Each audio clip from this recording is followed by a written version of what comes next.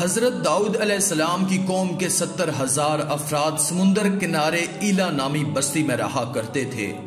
ان لوگوں کو اللہ نے ہزاروں نعمتوں سے نوازا تھا، لیکن جب راحت اور سکون آیا یہ اللہ کی عبادت سے محروم ہو گئے اور اللہ کی مخلوقات پہ ظلم کرنے لگے۔ تو یوں اللہ نے ان کو خبردار کیا کہ ہفتے میں ایک دن ہفتے کے دن شکار نہ کیا کرو۔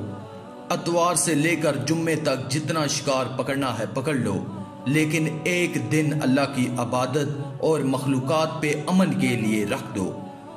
یوں اللہ نے ان کا امتحان لینا شروع کر دیا۔ وہ اتوار سے لے کر جمعے تک سمندر میں مچھلیاں پکڑنے لگتے تو مچھلیاں زیادہ مقدار میں ہاتھ میں نہ آتی، اور ہفتے کے دن سمندر کو دیکھتے تو ان کو بڑی بڑی مچھلیاں نظر آنے لگتی۔ ان لوگوں میں سے ایک شخص کو شیطان نے ورگلایا کہ پریشان کیوں ہوتے ہو، میری ترکیب پہ عمل کرو، تم شکار سے کبھی محروم نہیں ہوگے۔ تو بس شیطان کے کہنے پر اس شخص نے کانٹا لگا کر ڈوری کو سمندر میں لگا دیا تاکہ مچھلی پھنسے، اور شیطان نے کہا کہ اس مچھلی کو تم اتوار کے دن نکالنا، اور یوں ہفتے کی حرمت بھی باقی رہے گی اور تمہارا شکار بھی ہو جائے گا۔ بس شیطان کی بتائی ہوئی ترکیب پہ ہفتے کے دن مچھلی پھنسی رہی اور وہ اتوار کے دن نکالتا اور خوشی سے کھاتا۔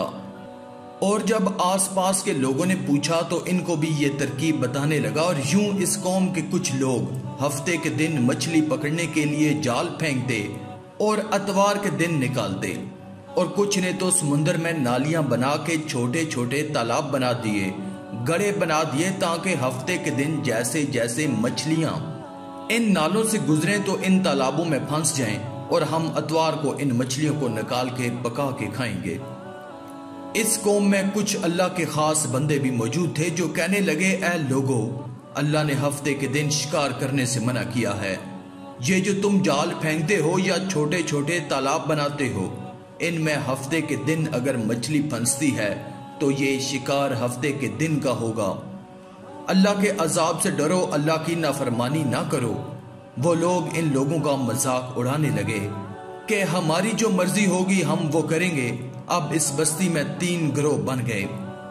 ان 70,000 لوگوں میں ایک وہ لوگ تھے جو ان نافرمان لوگوں کی بار بار اصلاح کرتے، دوسرے وہ لوگ تھے جو ان لوگوں سے نفرت کرتے اور خاموشی اختیار کیے ہوئے تھے، تیسرے وہ لوگ تھے جو اللہ کی نافرمانی کر رہے تھے۔ تو یوں اللہ کے ان نیک بندوں نے بستی کے بیچ میں ایک دیوار کو کھڑا کر دیا اور یہ حکم نافذ کیا کہ اللہ کی نافرمانی کرنے والے اس طرف ہو جائیں اور ہم جو اللہ کے فرما بردار ہیں اس طرف رہیں گے۔ وہ سارے لوگ بار بار ان سے کہتے رہے، اے لوگو، اللہ سے ڈرو۔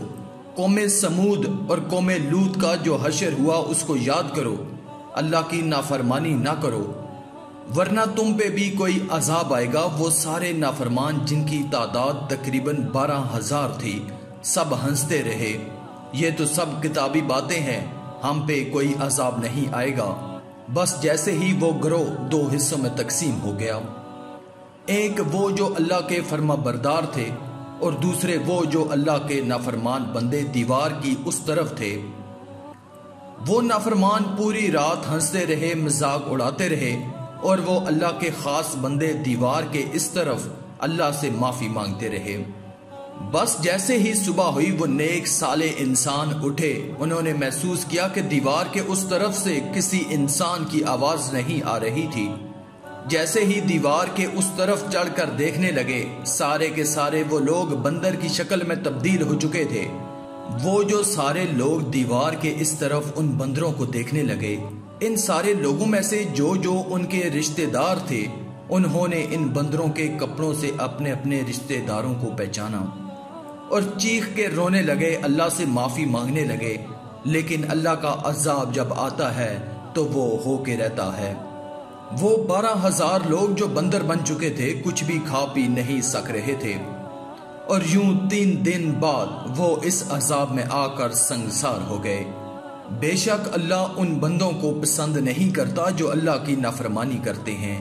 اے اللہ، ہم سب کو اپنا فرما بردار بندہ بنا، ہم کو ویسا نہ بنا جیسا تو ہمیں دیکھنا چاہتا ہے۔